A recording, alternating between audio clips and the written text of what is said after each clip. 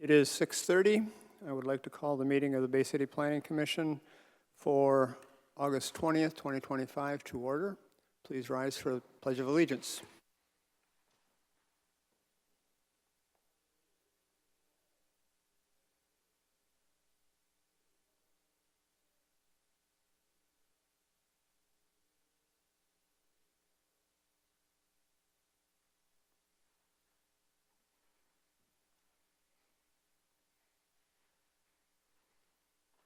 Thank you. Attending our meeting tonight are Commissioners Timothy Beckman, Ashley Meyer, Sheila Turbot, Michael Burns, myself, Douglas Rise. Staff present are Anthony Dyer and Lisa Griffiths. We will move right forward then into our first item. This is, I'm sorry. Whitney Anderson is excused. Dennis Bonacek is AOL. Did we hear from him today at all? I did not, no. Okay. First item on the agenda tonight is the approval of the minutes from July 16th, 2025. What is your pleasure?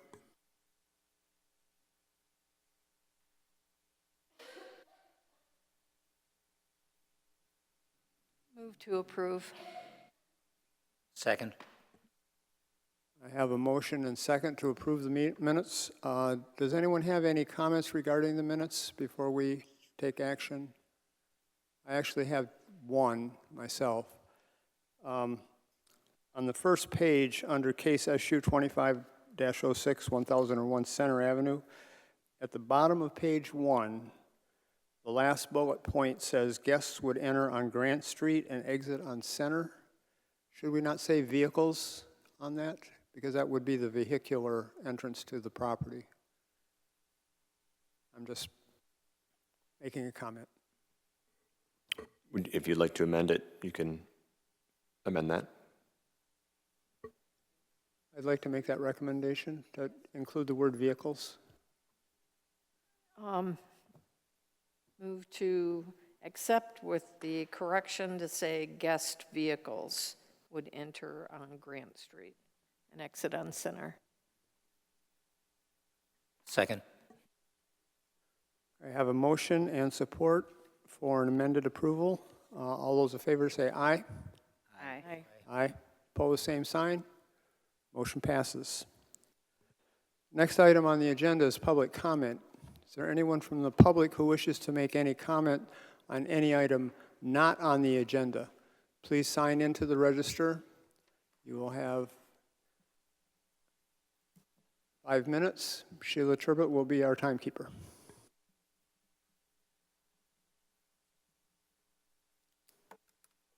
Please state your name.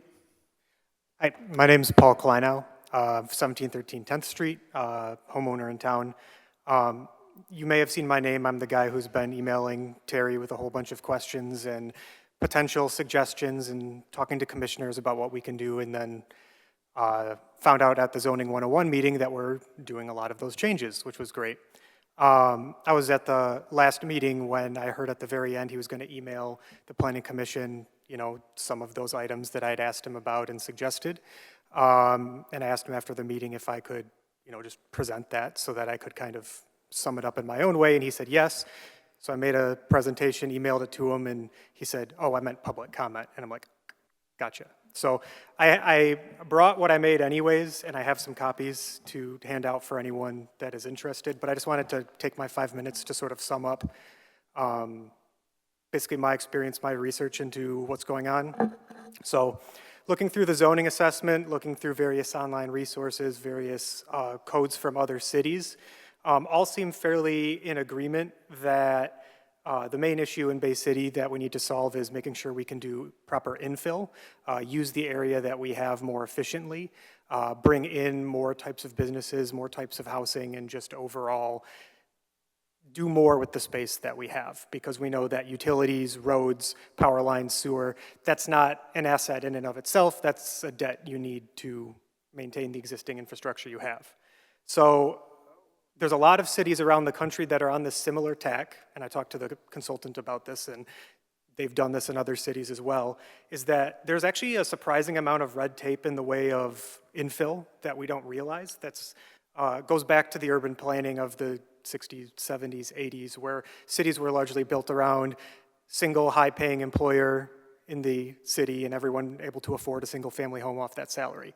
Obviously, absent of that, the system doesn't necessarily work anymore. But Bay City does have a lot of older roots because we go back a long time. So we have various neighborhoods, and especially a downtown, that a lot of other cities don't have.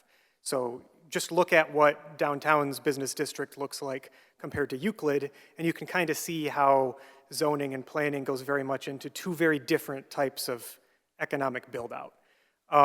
So in terms of what could be done next year, a couple of big changes would be the phrase Euclidean zoning was brought up, which is the description of residential goes here, commercial goes here, industry goes here, and how that's not really how a lot of our older cities started up. It's not how a lot of Bay Cities built. We have our neighborhood bars and stuff throughout various neighborhoods that people love, corner stores that people love, and they disappear over time. Well, part of that's due to the zoning, and making more mixed use or even relaxing further and allowing certain types of, say, a corner store in a residential area of a certain type can go a long ways towards bringing that back without a single, subsidy dollar being required. It's just letting people use more space.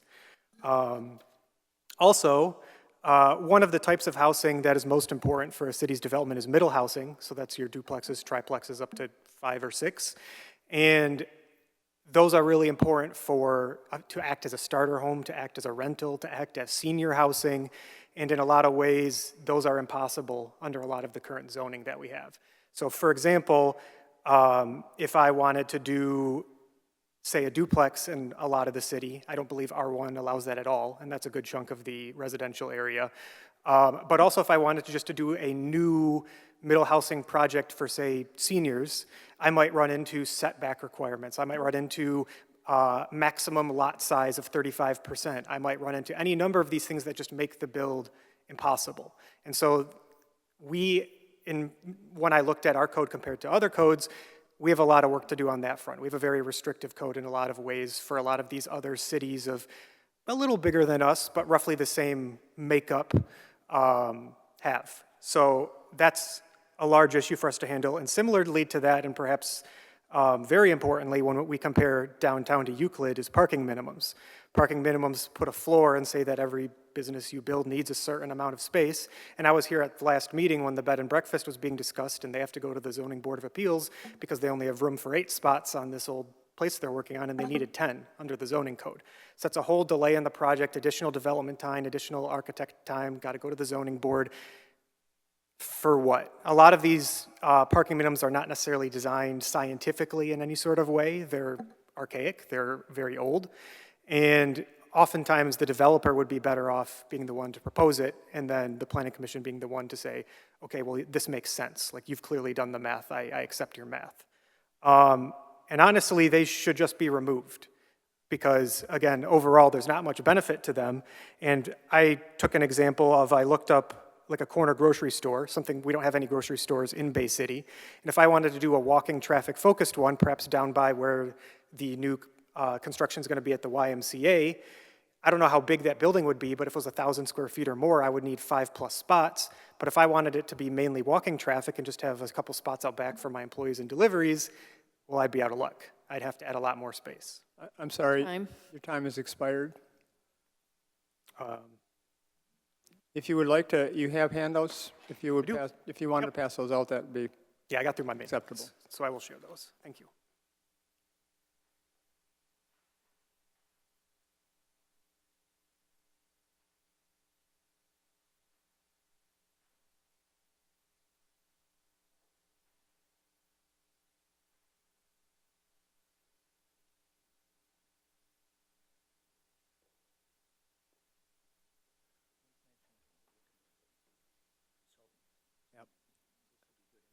Is there anyone else from the public who wishes to make comment at this time?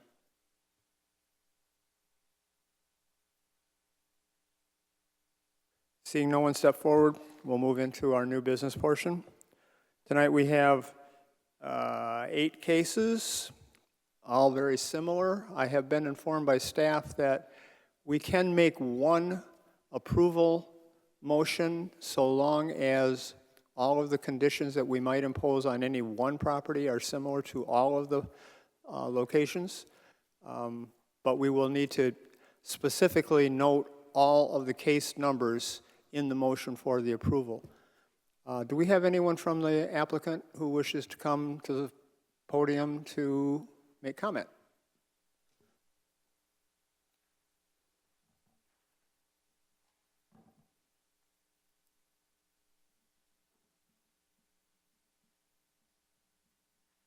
I did take that a little out of order.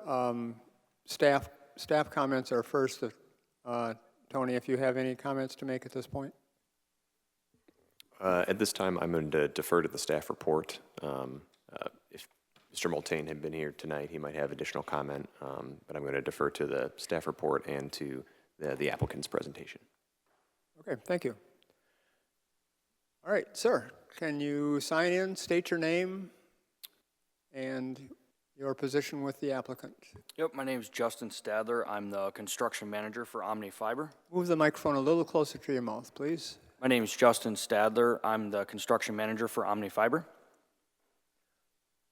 Great.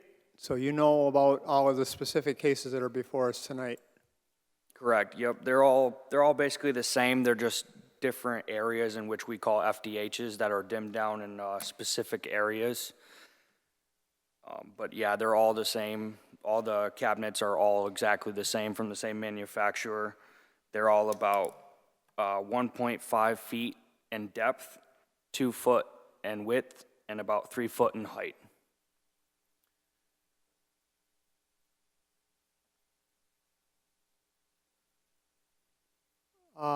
Why don't we take these case by case, but we'll reserve the motion for approval then at the end of our discussions. Let's start with case SPR 25-13 for 515 16th Street.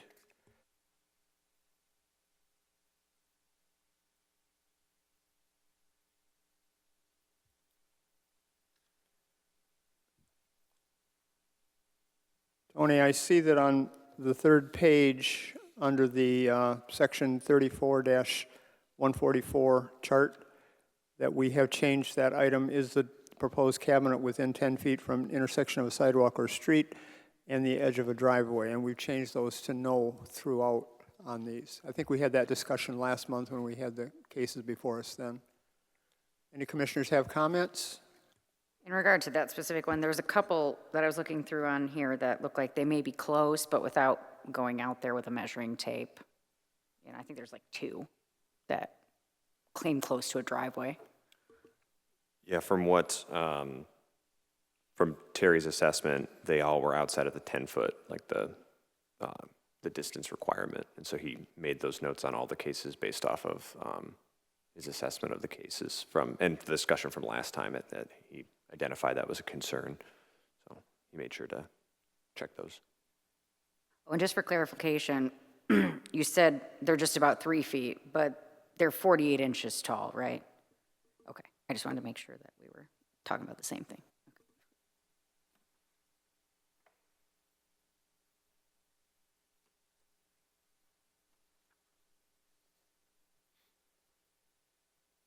We have no other questions or comments on 25-13. Let's move to 25-14 for 215 18th Street.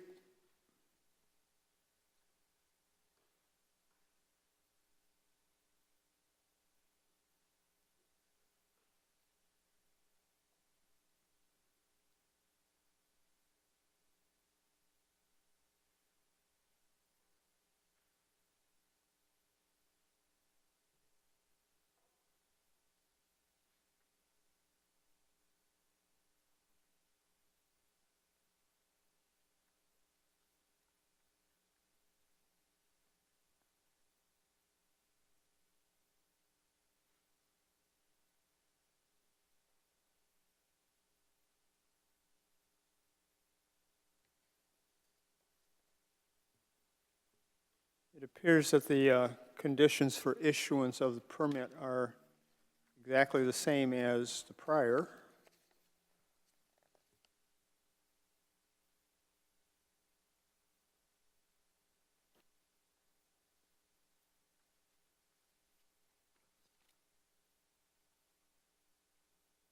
So I don't see an issue with that particular one.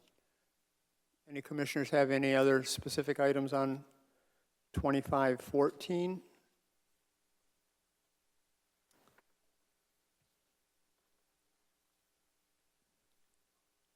Let's take a look at SPR 25-15,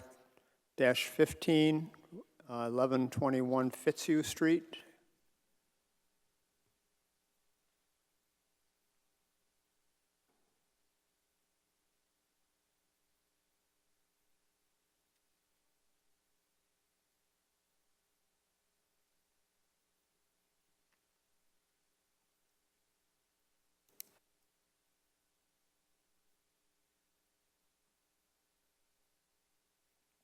There was one note, and I don't know if it's reflected in the staff report that was issued to the Planning Commission, but Terry wanted to make mention on page 2 of that staff report under departmental review.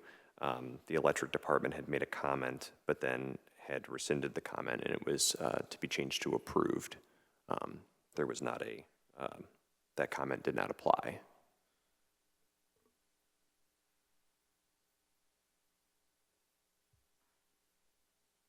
Yeah, it's noted. We have also near a 6-inch water main. That's for water, yes. I was referring to the electric comment, but yeah, there are a few times in which the water department identified just calling Mistig to make sure, based off proximity to existing utilities. These would all be conditioned in the permit itself when it's issued Yes, correct. on the departmental reviews, right? Because the conditions themselves for issuance of the permit, again, are similar to what we had before. Correct, yes.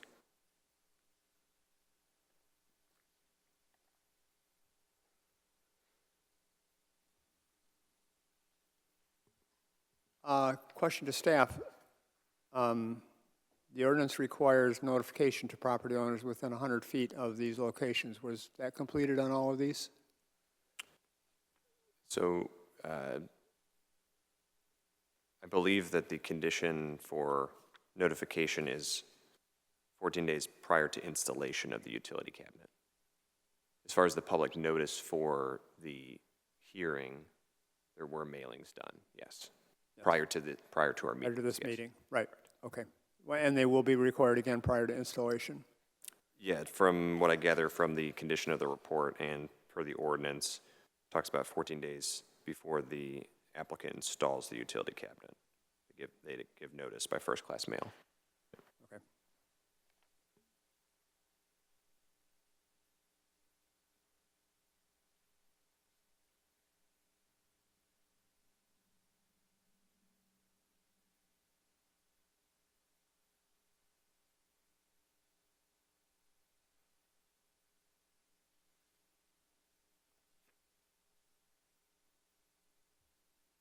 Any commissioners have any notations or other comments on 2515? Let's move on to SPR 25-16, 1050 Cass Avenue.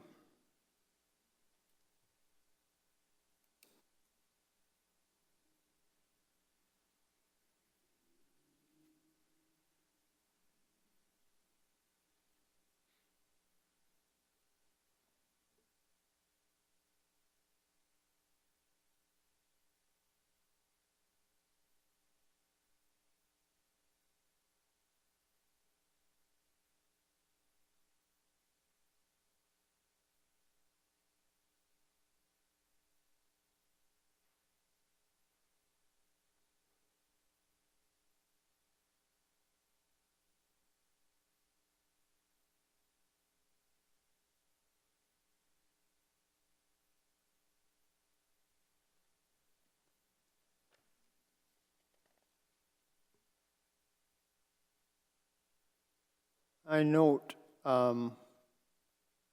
On the section 34-144 location chart, second item, is a proposed cabinet within 30 feet of the approach to a stop sign or traffic control signal located at the side of the road or within the lawn extension. Does that apply to the side of the road that it's actually on and not across the street? Because it appears that the location of this cabinet is directly across from Jennison Street, where Jennison Street ends at Cass Avenue. I interpret it to be the same side of the street. I believe it would be the same side of the street, yeah. Yeah, I would assume when they say the approach to a stop sign, Yeah. that would imply that you were on that side of the That street. side, that was my feeling too.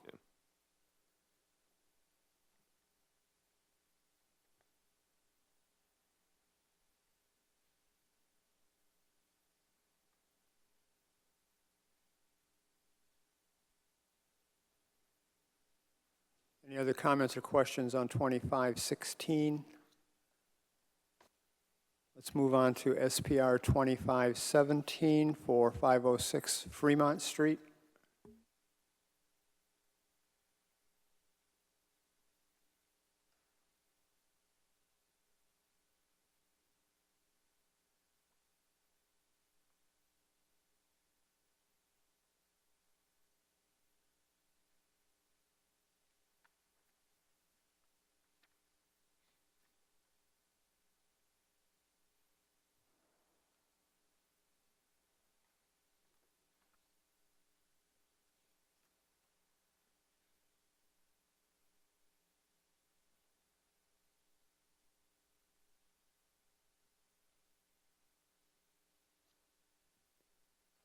We look pretty close to that tree in the photograph. Are we outside the 10 feet on?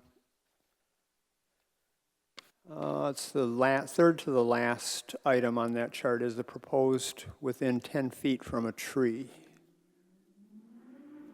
There was another case that we already looked at that was somewhat close to a tree as well. I didn't notice that condition, but it might also apply to one of these others.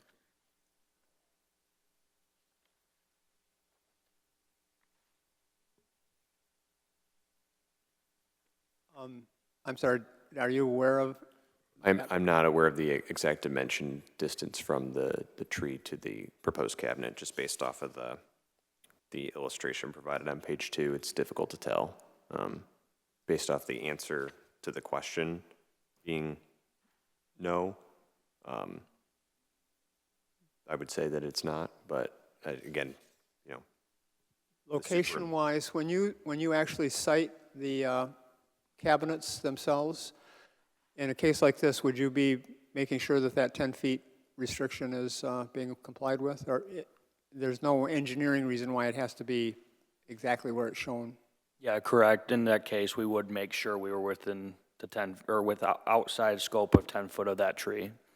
We're able to move them, you know, a little bit here and there. So we'd definitely make sure we comply with that. The other case was 1121 Fitzhugh, or I'm sorry, case 25-15 is the other one that's somewhat close to a tree. Which number? 15, 25-15. 15? Yeah. It's a little bit further than that one, but it's still, you know, close-ish. Well, and again, so long as we make our motion so that that's an all-inclusive comment, we can proceed with that. Especially because that looks like a fairly young tree, you know, and Right. I'm Well, that's what I not a was tree thinking, too. expert, but it's probably going to grow.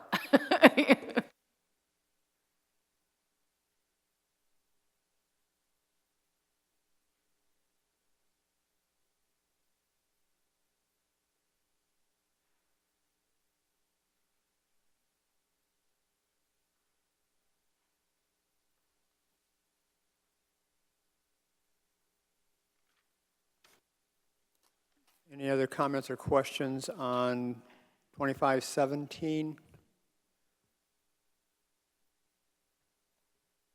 Let's move on to the elusive SPR 2518. Did everybody get a chance to get their copy of that? This is for 403 Wilson Street.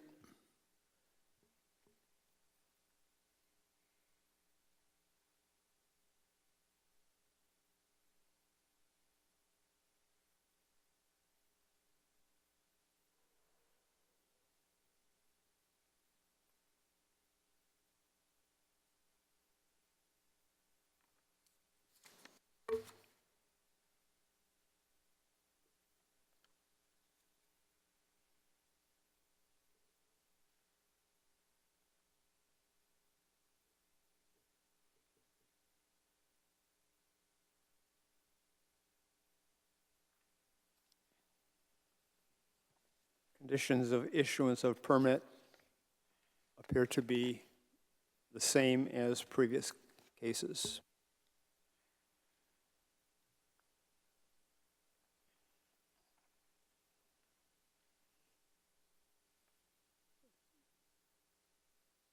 Any other questions or comments on SPR 2518? I do have a comment, I guess, that, you know, with this gas station right here on the corner, you know, it seems like, you know, and I understand that it's not within 10 feet, but hypothetically, the further down the road it was, you know, the better, it would seem. Because they have that driveway exiting the gas station right there.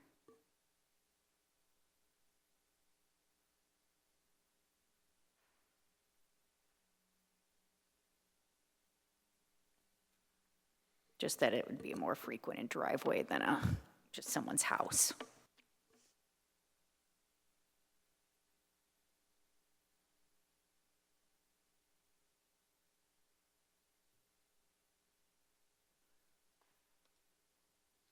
Well, I'm sympathetic to your comment. I don't see anything in the chart restrictions that put us within a prescribed space from the drive approach. No, I know, I was just saying for the sake of, you know, because they don't really put on here,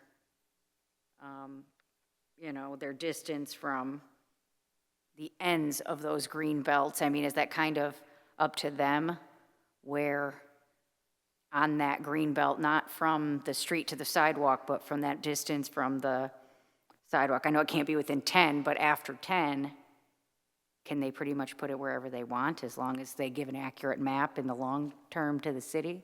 Yeah, if it meets ordinance requirements, there's not any further restriction. But yeah, so my comment was just to him that if they could, it'd be better the further away, right? Yeah, that's all. They do provide us with longitude and latitude coordinates of the actual location. Do you really get that close? Yeah, we do. We have geolocators that get within 11 inches at best. Yep. Nice.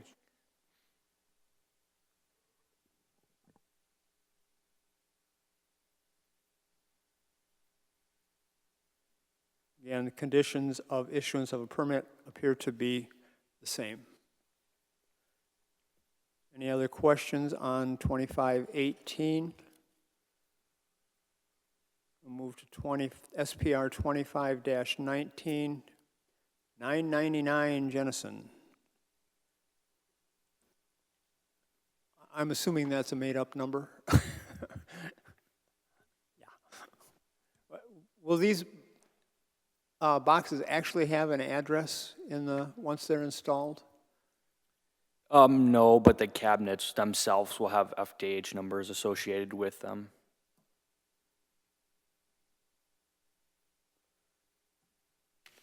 Well, in terms of the cases, we're actually given an address, so I'm assuming that will be the address of record for those particular cabinets.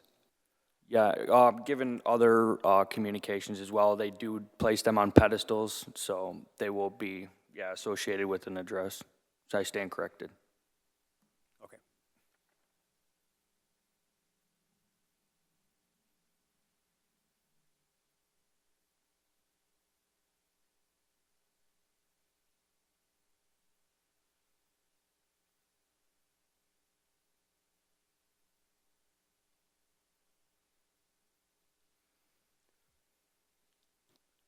Again, conditions of issuance of permit appear to be the same.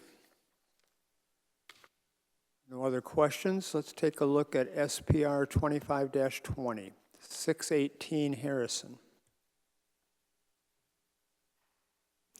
If I recall from last month's meeting, issues, for example, is not shown how far from the fire hydrant it is, that those things are taken care of during permitting. We had a discussion about that last month. We did, and I noticed that on this particular departmental review chart, it doesn't list the fire marshal on there. Did Do you know, Tony, whether he was consulted on this particular address? I would imagine so. I can't directly answer that, though. That's an interesting comment to make, to note that that one is missing there. I would imagine that as part of the permitting process, it will get reviewed by the fire marshal for placement. It will not interfere with the fire hydrant. That would be more egregious than most things. So I can imagine also problematic for everyone involved. So it will be part of the permitting process, as we've noted within the conditions from the approval, that there is a review of said distances from including fire hydrants listed in item F there, 2F from the conditions. I note in the ordinance 34-144, B, placement of utility cabinets shall not be, and number 1 is within 15 feet of a fire hydrant.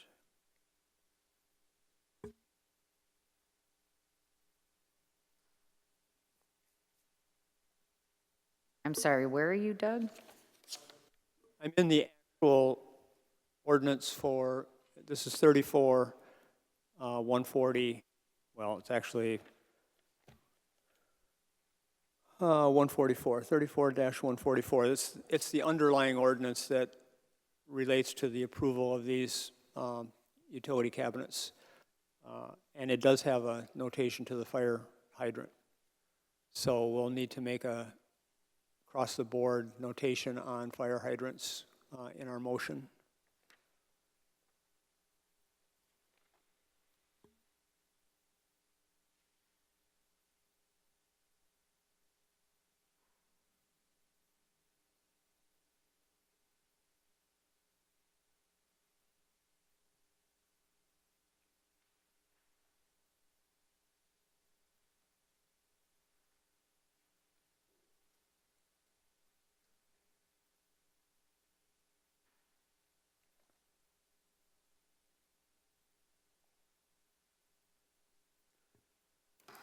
Because on the photograph that you show us, you're indicating 9 feet from the property fence, and the hydrant is right there on top of it, so it's got to be within that 15 feet. So we'll have to have some consideration on that final location.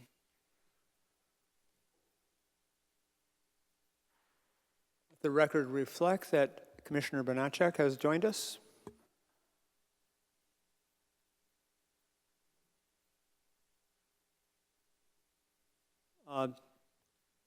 Commissioner Banachek, just so you know, we're going to do one overriding approval motion on all of these cases. We've gone through every case individually and had discussion about the individual cases, but so long as our conditions that we make for approval are the same for all of them, we can make one motion to approve them all, so long as they are all listed separately within that motion.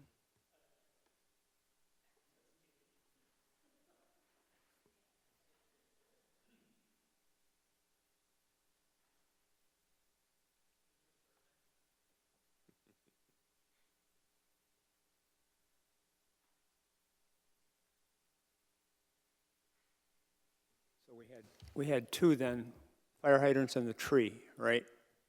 Okay. That is correct.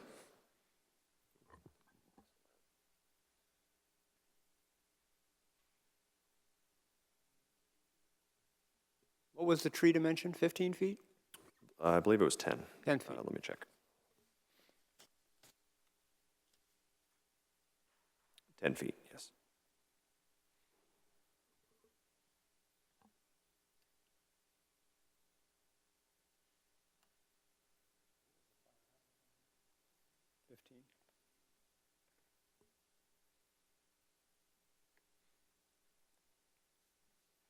I know you're playing catch-up, Commissioner Banachek, but did you have an opportunity to review these, and did you have any comments or questions about any specific ones?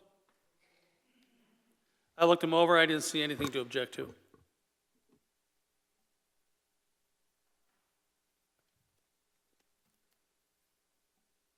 All right, that completes all of the items, all of the individual cases. So we are at a point where I would entertain a motion for our disposition on these. It can be one motion.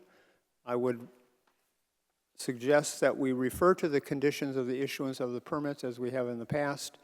And Doug, I know we talked about it in the very beginning, but did we ever actually get to a public comment portion? Do we need one?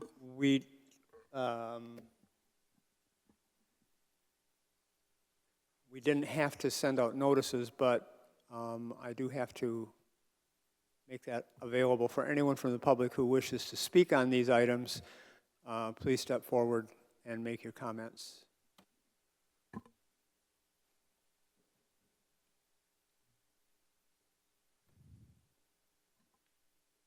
Please sign the register.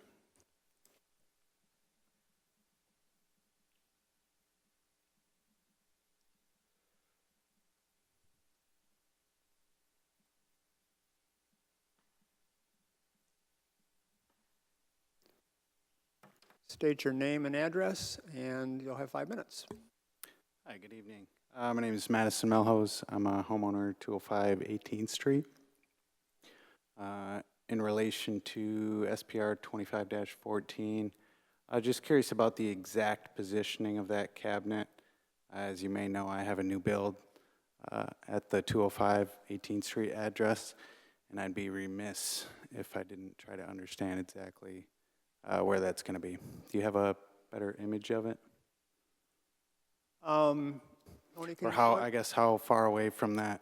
Did he receive the photograph of? I did. I did, location and you did? I was struggling to find the exact coordinates. I couldn't. I can pull up an image after his public comment's completed. Just to maintain dialogue as a public comment is a one-way. I can pull it up after the comment, or do you want me to pull it up right now? Do the Can you chairperson. pull it up right now? Yes. Facilitate the public comment.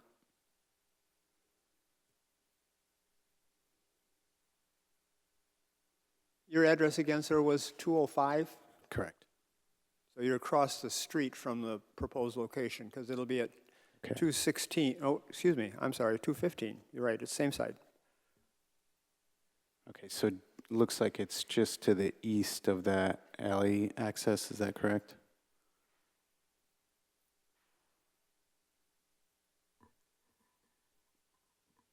It appears to be. That's all. Thank you.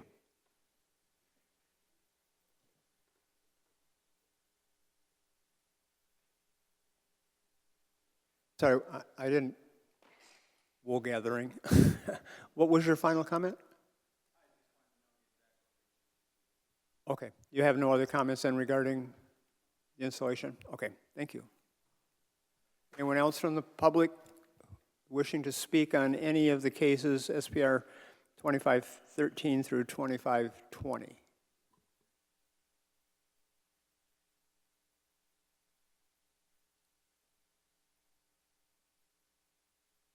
Seeing no one come forward, we are at the point where we can enter a motion. What is your pleasure? Did we get any written comments? Did we receive any written comments? To my knowledge, no.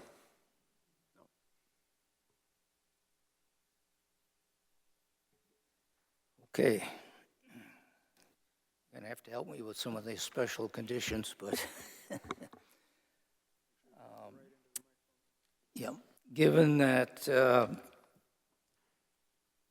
each of these proposals we're addressing all have the same findings of fact, and that the Planning Department, Public Works Department staff determined that their fiber optic Scope 4 32 port outdoor cabinet is subject to the staff report, complies with Section 34-140 and Section 34-144 of the City Code, and staff recommends that we approve the installation of these cabinets.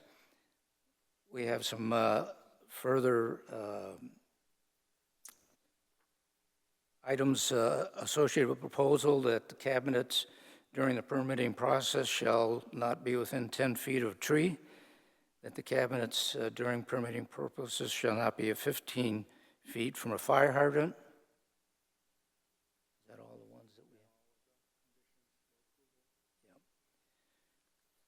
have? Yep. In addition, at least 14 days before the applicant installs utility cabinets, the applicant shall give notice of such installation by first-class mail to all property owners that reside on the same street or cross street and are within 100 feet of the proposed utility cabinet location. Copies of all notices shall be provided to the planning department staff within 3 days of mailing. Upon the applicant's completion of the installation of the utility cabinets, related equipment, fixtures, and what is that? Appurtenances. The applicant shall provide the city accurate as-built drawings of the entire area within 100 feet of the installed utility cabinet locations. Such as-built drawing shall include the name, address, and telephone number of the individual responsible for the content of the as-built drawings, the drawing's date, north arrow, and site location map,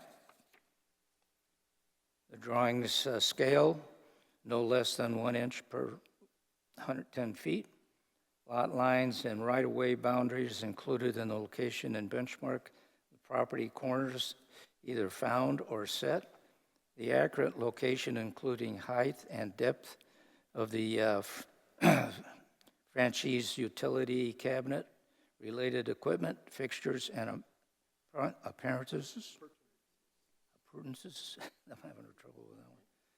The location and exterior dimensions of neighboring house, garages, or other buildings, driveways, sidewalks, fences, trees, telephone poles, fire hydrants, bus stops, pay equipment, etc. The location of all existing utilities in the right-of-way. Number 3, the applicant is to indemnify, defend, and hold harmless the city for any injury that is direct result or in whole or in part to the franchisee's as-built drawings being inaccurate regarding location of franchise utility cabinets, related equipment, fixtures, and appearances.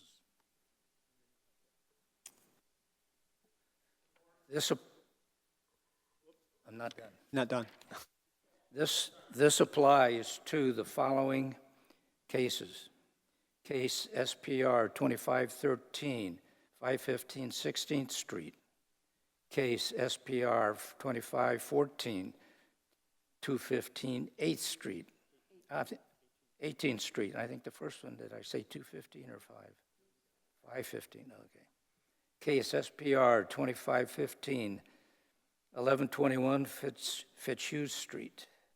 Case SPR 2516, 1050 Cass Avenue. Case SPR 2517, 506 Fremont. Case SPR 2518, 403 Wilson Street. Case SPR 2519, 99 Jennison Street. Yeah, that's 999. Yep. Case SPR 2520, 618 Harrison Street.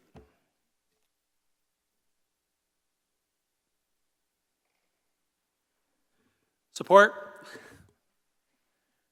We have a motion and support to approve case SPR 2515, 515 16th, SPR 2514, 215 18th, SPR 2515, 1121 Fitzhugh Street, SPR 2516, 1050 Cass Avenue, SPR 2517, 506 Fremont Street, SPR 2518, 403 Wilson Street, SPR 2519, 999 Jennison Street, and SPR 2520-618 Harrison Street.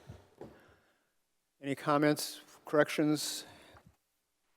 All those in favor of the motion say aye. Aye. Aye. Aye. Opposed, same sign. Motion passes.